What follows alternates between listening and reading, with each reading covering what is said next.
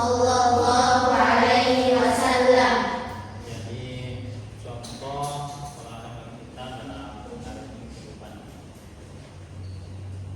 Para santriwati yang kami banggakan, pada kesempatan yang lalu kita sudah membahas, ada yang masih ingat?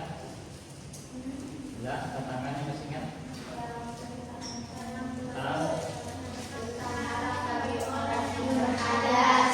Larangan-larangan Bagi orang yang berhadas. bagi orang yang berhadas. Kalau hadas kecil, apa yang dilarang sebelum berwudu? Ingat? Boleh sholat kalau belum wudu? Lagi tawaf, menyentuh mushaf, dan membawa. Bagaimana dengan ngaji tanpa berwudu? Boleh tidak? Boleh saja, cuma tidak dianjurkan. Kan tidak ada di situ ya. Tidak dilarang, cuma dia sebaiknya berwudu ya. Baik, selanjutnya masih ingat kalau lagi haid apa yang tidak boleh? Banyak ya. Masih ingat? Sebutkan satu-satu. Sholat, berdiam diri di masjid, membawa Al-Quran dan menyentuh mushaf, sama terus puasa. Salat ya. Yang masih muda ini tidak tahu itu salat, nanti baca lagi ya. Terus lagi hubungan suami istri bagi yang sudah menikah. Oke, kita lanjut pada kesempatan hari ini. Siapa yang bisa baca? Fi asbabit tayammum. Fi itu dalam atau tentang.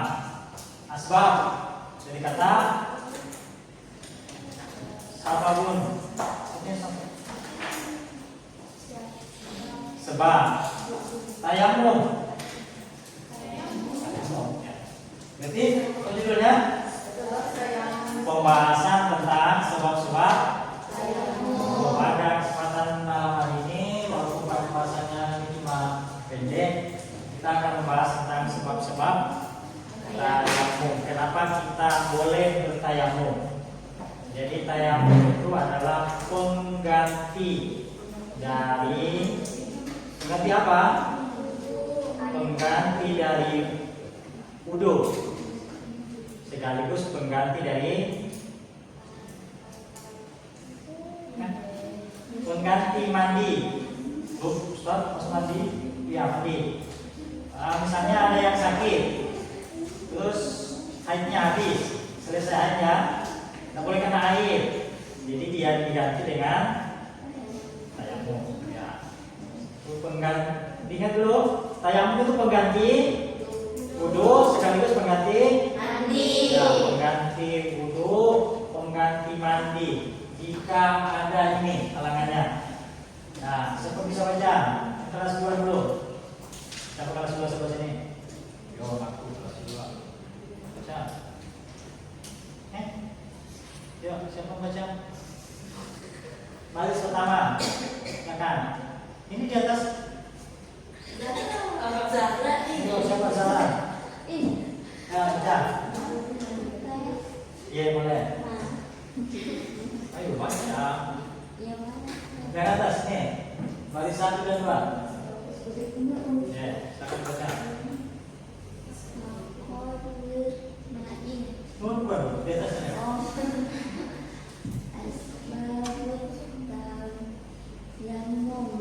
Ya, alasan.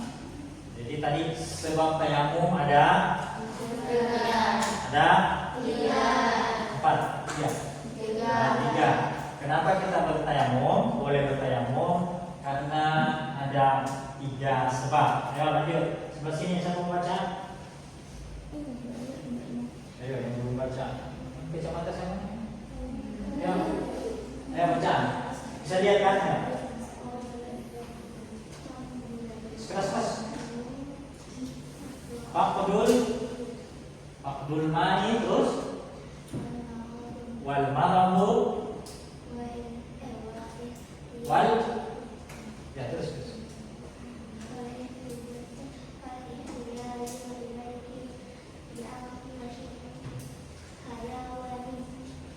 Hayawani muhtaramin. Oke, cukup. Ada 3 sebab tayamum. Ya, di bawahnya itu apa saja 3 itu. Ini pembatasnya rumah ini, tandanya ini pertama, kedua, ketiga. Nah, silakan dicatat. Langsung saja terjemahannya ya. 3 sebab tayamum. Yang pertama, faqdul ma. Faqdul ma. Tidak ada air. Tidak ada air. Faqdu itu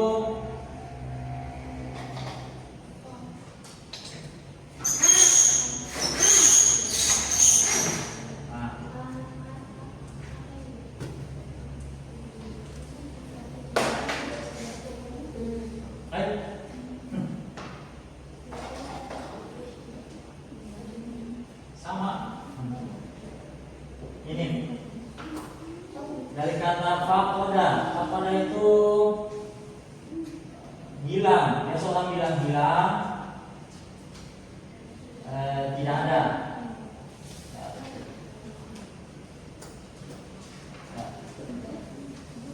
Faqada itu dari kata faqdu itu dari kata faqada, artinya hilang. Misalnya pulpenku hilang. Apa artinya pulpenku? Kolami, kolami, pulpenku. Pulpenku hilang. Faqada kolami. Ya, pulpenku hilang. Nah, kata faqdu. Faqdu itu berarti apa yang hilang? Air. Awalnya tidak ada, biasanya kan ada kan? Kemudian tidak ada air, namanya hilang. Atau tidak ada air. Yang pertama, tidak ada air, tidak menemukan air. Yang kedua, al-marad.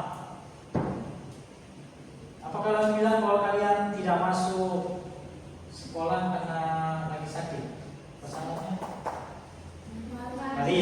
Nah, berkata marad. Mim ro Nah, marid itu orangnya yang sakit. Nah, kalau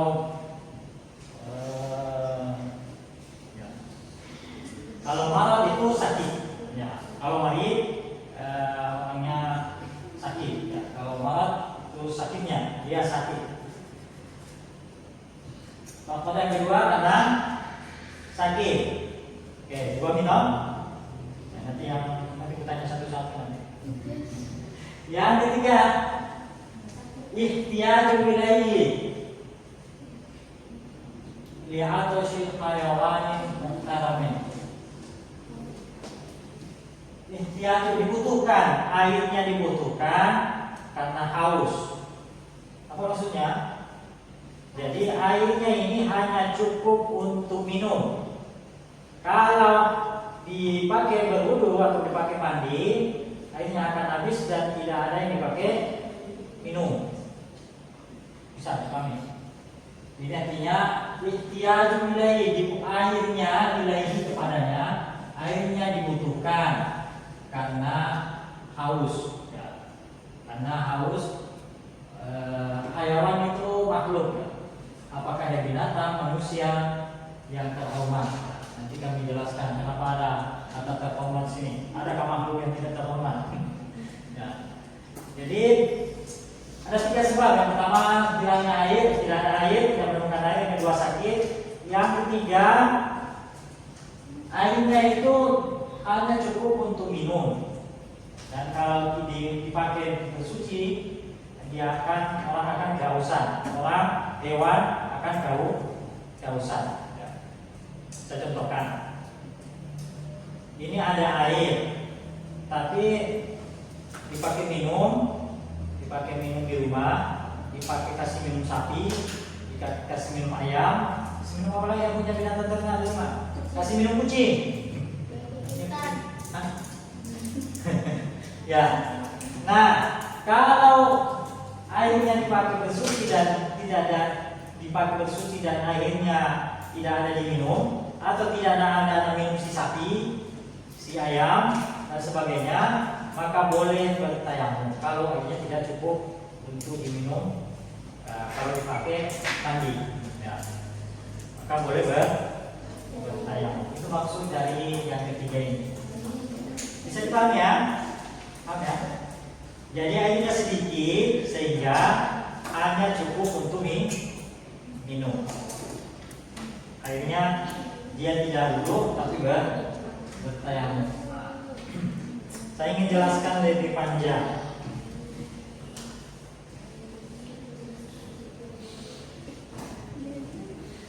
Kalian pernah kehabisan air di sini? Nah, terus kalau habis air apa yang kalian lakukan? Galon, berarti masih ada air. Kalau air galonnya habis, tidak ada cuma dipakai minum, langsung tayamum. Oke. Penjelasan untuk yang pertama, hilangnya air itu ada 3 tingkatan, 3 jenis. Nah di sini ya. Yang pertama,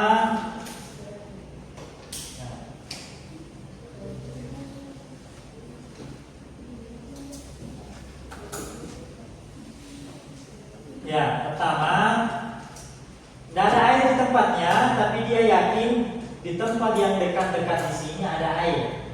Apakah ada sungai, ada tetangga yang punya air, maka dia tidak boleh bertayamum. Dia harus cari di sekitarnya. Kalau dia yakin ada di sekitarnya, maka dia tidak boleh langsung tayamum. Cari dulu. Dia boleh tayamum. Kalau dia yakin di sekeliling sini masih ada air. Itu tingkatan yang pertama. Tingkatan pertama hilangnya air, tidak ada air, tapi dia yakin di sekitarnya masih ada. Maka dia harus mencari dan tidak boleh tayamum. Karena diperkirakan kuat masih ada air di sana, masih ada air di situ, ya, atau masih ada sungai yang dekat. Yang kedua,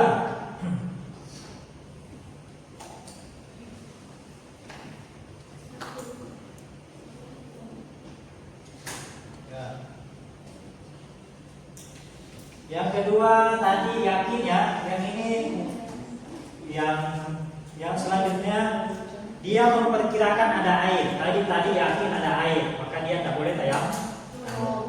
Nah, yang kedua ini dia memperkirakan ada air di sekitar sini, maka dia harus mencari dulu, memastikan apakah ada atau tidak. Kalau ada, dia tidak tayamum.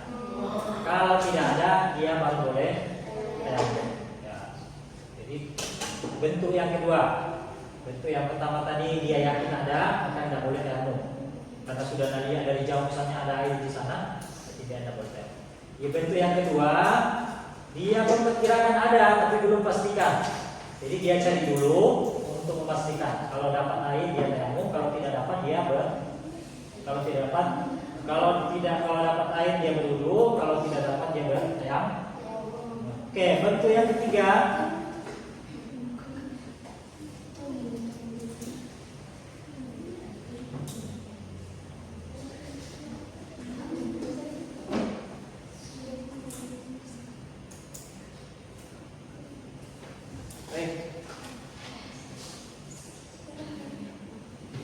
Itu yang ketiga, ada air tapi jauh. Misalnya lautnya. Kalau jauh dia boleh tayamum. Dia ada air tapi jauh.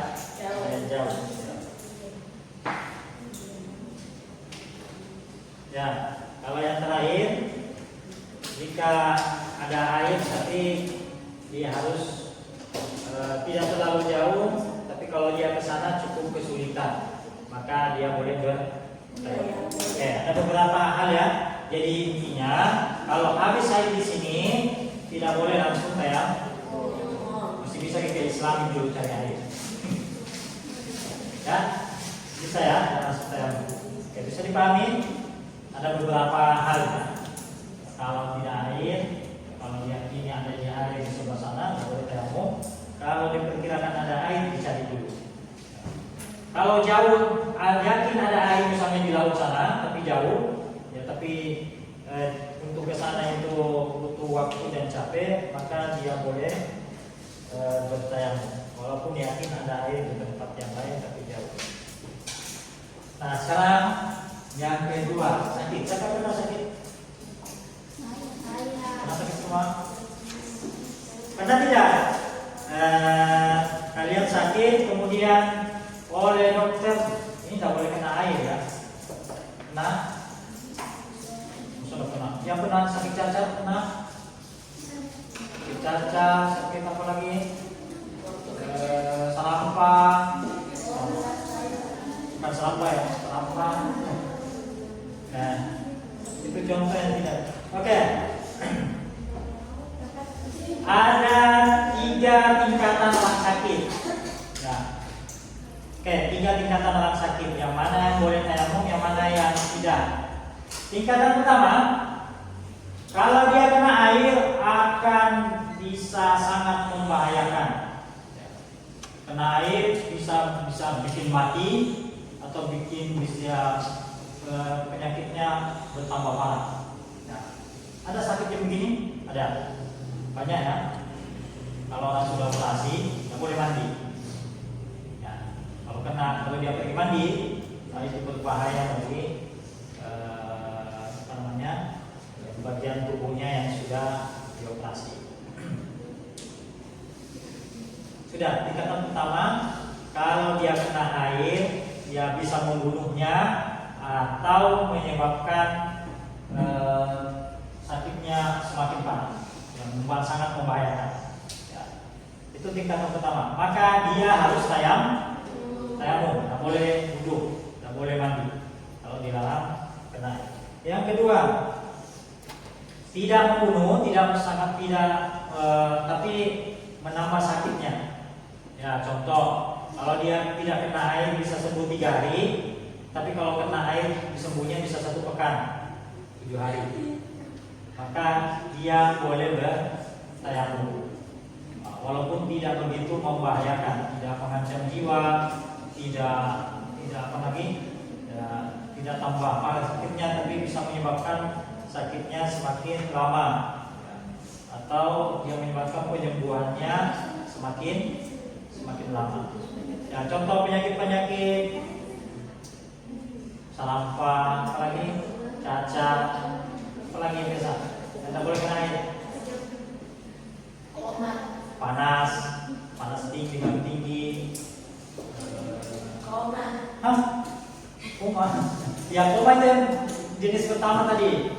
Ya, bangun saya susah, apalagi mau mandi, mau wudhu. Oke, yang jenis yang kedua sudah ya. Yang pertama tadi kalau dia kena air membahayakan jiwanya, bisa mati atau semakin parah sakitnya. Yang kedua bisa menyebabkan penyembuhannya semakin lambat. Nah, yang ketiga, dia kondisinya ringan. Ya. Misalnya kalau kena air dia kedinginan, dinginnya yang tidak begitu membahayakan, dia dingin atau pokoknya dia masih bisa kena air tapi tidak begitu membahayakan, ya. Tidak bertambah juga sakitnya, tapi ada pengaruhnya, apakah dingin atau dia kondisinya ya sedikit mempengaruhi dari sakitnya. Maka jenis yang ketiga ini dia tidak boleh bertayamum, dia harus jadi ada tingkatannya.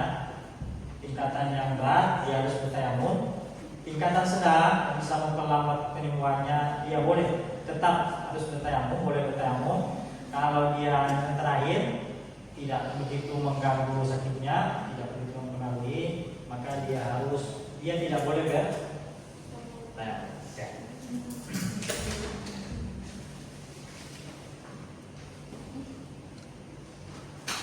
Nah, yang ketiga tadi hanya cukup dipakai untuk minum oleh makhluk yang terhormat. Nah, semua makhluk terhormat, binatang sebenarnya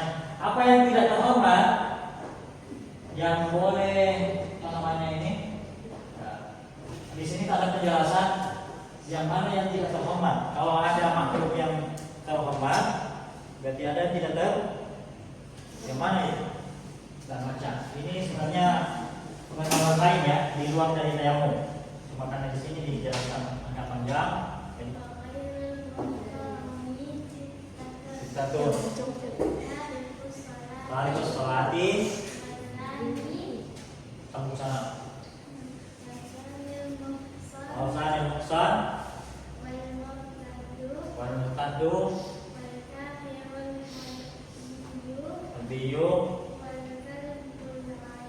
Akul ya, Wal Al-Finzir. Ya bukan makhluk yang terhormat.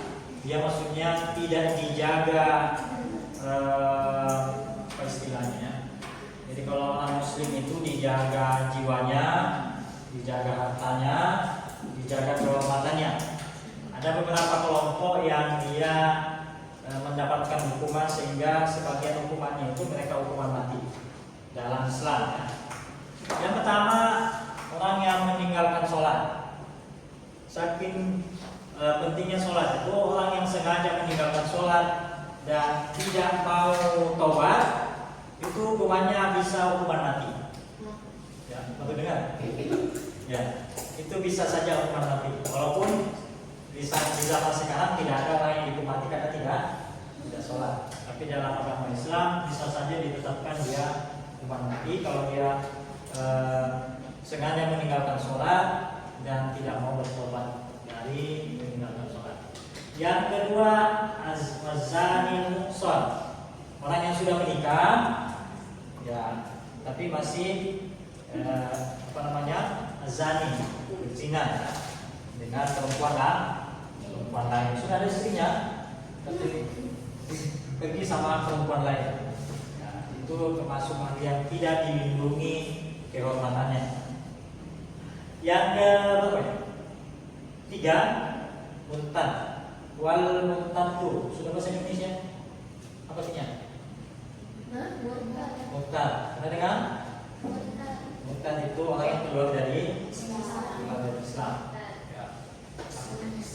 Apa buktinya? Dia misalnya dia mengaku saya telah keluar dari, misalnya ada orang contoh, ya, atau dia melakukan hal-hal yang mengeluarkan dari Islam. Misalnya dia ke gereja, menyembah, melakukan ibadah seperti orang Muslim, ya itu bisa dianggap dia telah murtad.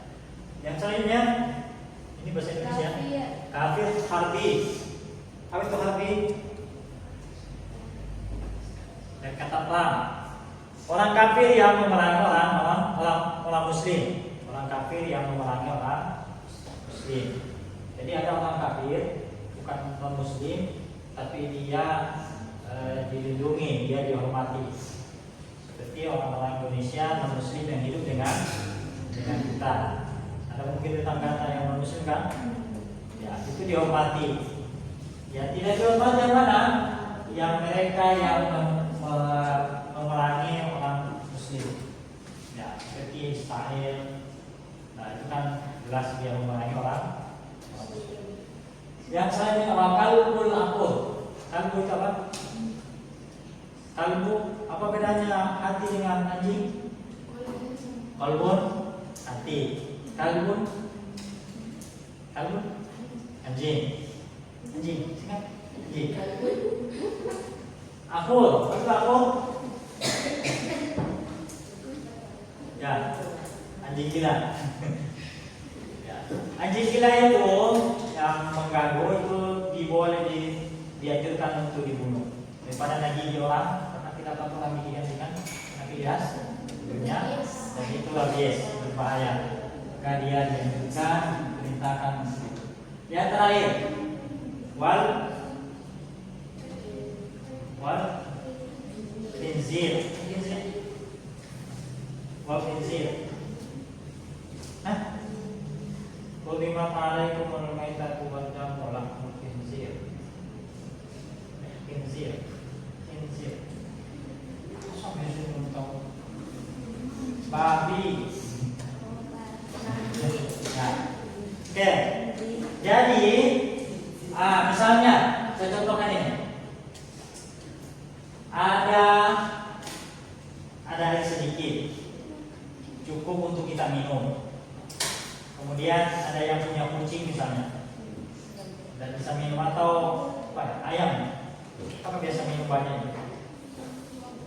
Atau misalnya ada orang pelihara anjing untuk jaga kebunnya, nah, dia harus memberi minum dirinya, memberi minum anjingnya, dan dipakai berwudu. Nah, kalau dia pakai berwudu, salah satu di antara mereka tidak minum, ya, maka dia boleh bertayamum supaya dia dan anjingnya yang bukan anjing gila ini, dia bisa minum. Tapi kalau anjing gila, dia tak perlu dikasih air, dia harus tetap bertayamum karena masih cukup untuk dipakai bertayamum dan dipakai minum. Nah, ada anjing yang sudah gila misalnya, dia tak perlu dikasih air. Paham maksudnya ya? Paham atau tambah bingung? Tambah bingung? Ada tambah bingung? Nah, misalnya babi. Ada babi misalnya di sekitar kita yang haus, sementara airnya sedikit, kita mau pakai wudu. Apakah dikasih minum babinya yang kehausan atau kita pakai wudu? Pakai wudu, karena babi itu bukan binatang yang terhormat. Adapun binatang selain ini, kalau dia kehausan, misalnya ada sapi kehausan dan dia harus minum, maka kita kasih minum dan kita bertayamum. Paham ya? Ya. Paham nih? Bisa dipahami? Ya, semoga bisa dipahami. Oke, itu ada beberapa hal terkait dengan kapan kita boleh bertayamum. Jadi tidak asal tayamum, tidak ada air, tidak dapat di toilet, di WC langsung tayamum. Apa lagi? Belum cari airnya, tidak gali di bawah, ada air galon. Kalau air galon tinggal sedikit dan habis ini juga di toilet, kalian pakai air galon atau cari di luar?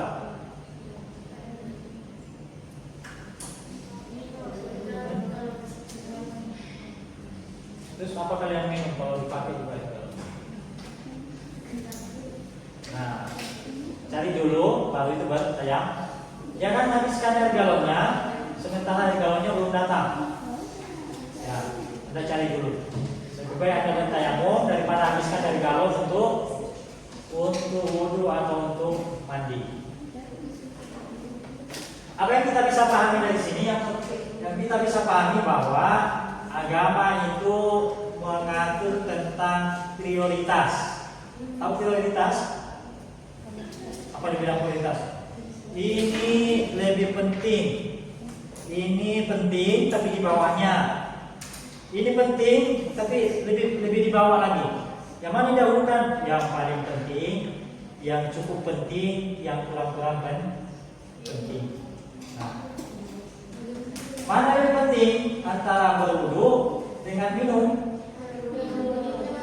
Minum. Walaupun berwudu untuk sholat, tapi masih bisa diganti yang lain. Kalau tidak minum, bisa diganti apa? Ya, bisa dipahami ya? Oke, jadi agama itu salah satu hikmah dari sini, bahwa agama itu mengajarkan tingkatan kebutuhan. Kalau semua kebutuhan tidak bisa terpenuhi, maka didahulukan kebutuhan yang paling penting, kebutuhan pokok dulu. Minum itu maka kebutuhan pokok. Nah, sementara ibadah sebenarnya kebutuhan pokok juga, cuma dia masih bisa ditunda sementara. Ya, kan waktu sholat juga masih panjang kan? Ya, tapi kalau waktu Anda sudah tidak ada dipakai minum, ya bagaimana ceritanya? Dan itu, jadi begitu agama memudahkan kita sehingga kebutuhan yang lebih penting itu didahulukan, baru kebutuhan yang lain. Ya. Ada pertanyaan sebelum saya tanya? Ayo silakan bertanya sebelum saya bertanya. Silakan. Ya, saya ulangi tadi ya. Kita ulangi sama-sama lagi. Ada 3 hal yang membolehkan tayamum. Yang pertama, Tidak ada air.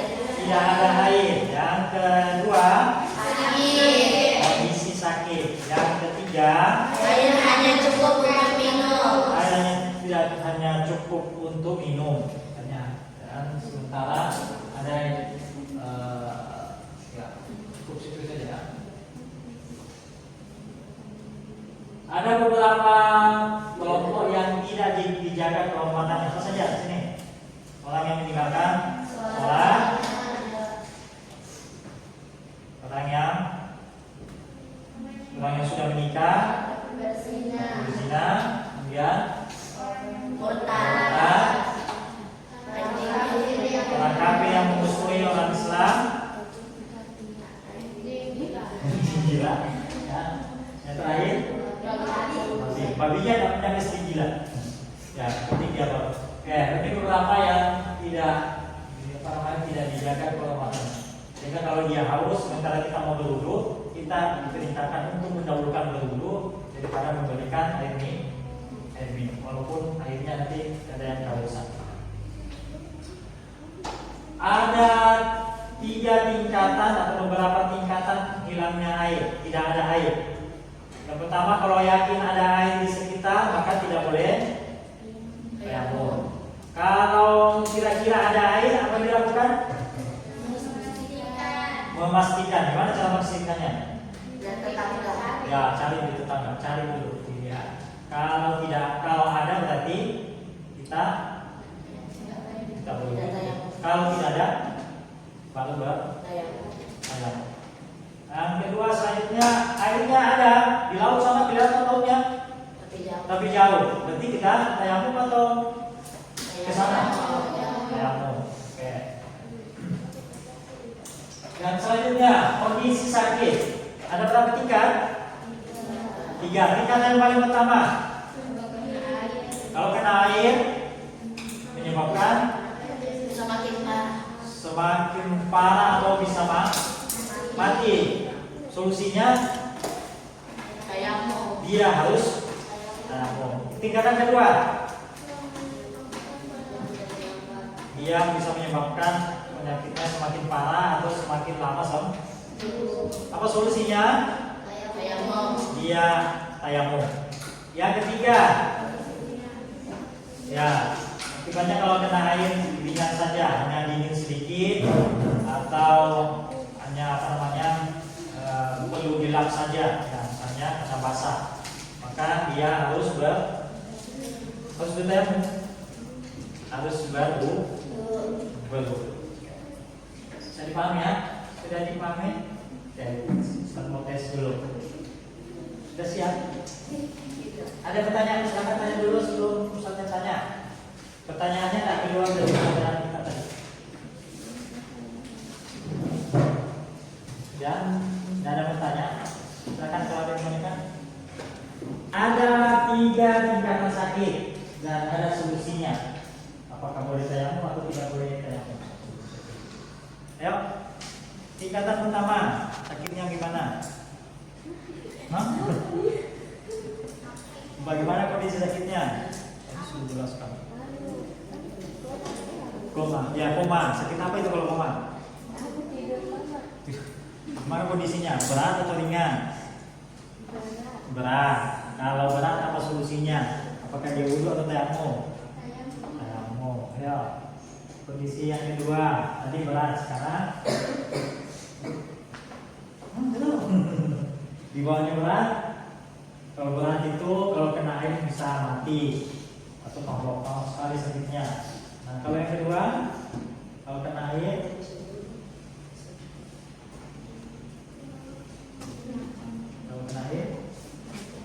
tambah parah sakitnya atau tambah lama sembuh? Tambah lama sembuh misalnya. Sakit apa itu biasanya? Biasa sakit waktu tak boleh kena air, luka-luka, cacat, sampah lagi, panas, demam tinggi. Apa solusinya? Ya sudah, belum. Solusinya wudu atau tayamum? Tayamum. Yang terakhir, tingkatan sakit yang paling bawah.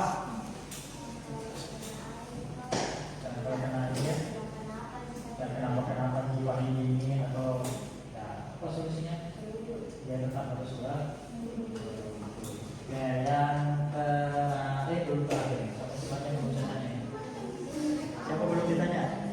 Sudah belum? Belum. Ketika kalau hilang tidak ada air, kemudian ada beberapa kondisi airnya tidak ada, tapi ada beberapa kondisi tidak ada air. Yang kita tahu apa? Tidak ada air, kondisinya gimana? Tidak ada air, tapi di tetangga ada air. Kalau begitu betul atau dicari tetangga dulu? Kalau dekat. Ya. Oke, kalau tidak ada air di sini, ada air tapi tinggal 1 galon. Kita wudhu atau tayamum?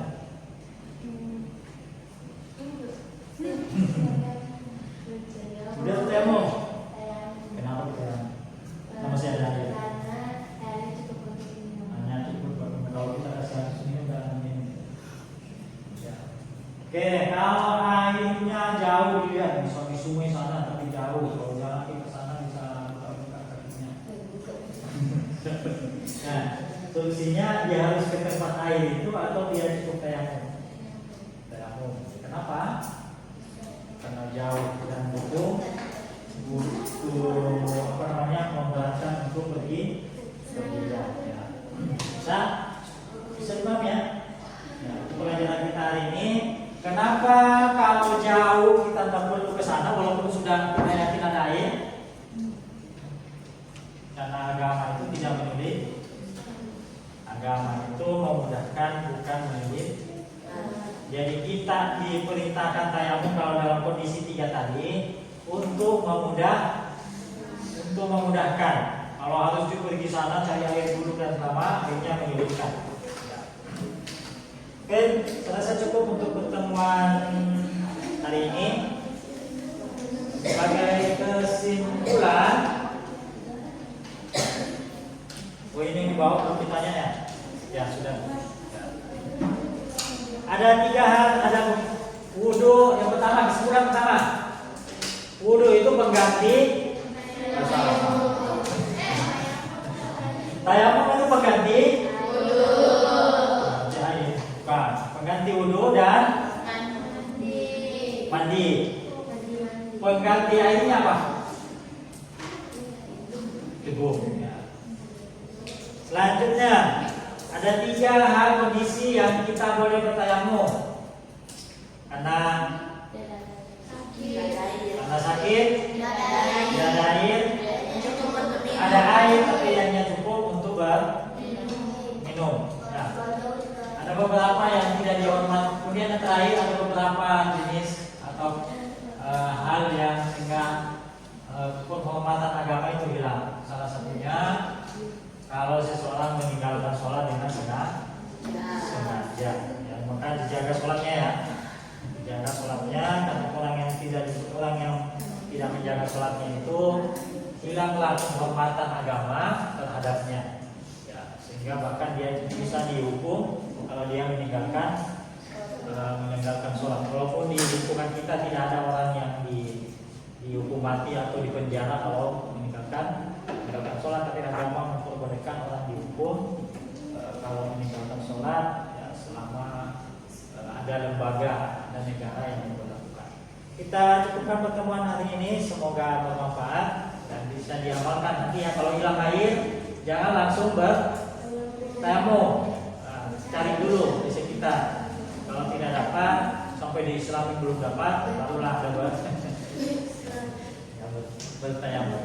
Atau sakitnya, lihat kondisi sakit kita. Kalau ringan ada wudhu, tapi kalau kondisi membahayakan jangan sekali-kali berwudhu, ya, karena malah buat tambah sakit.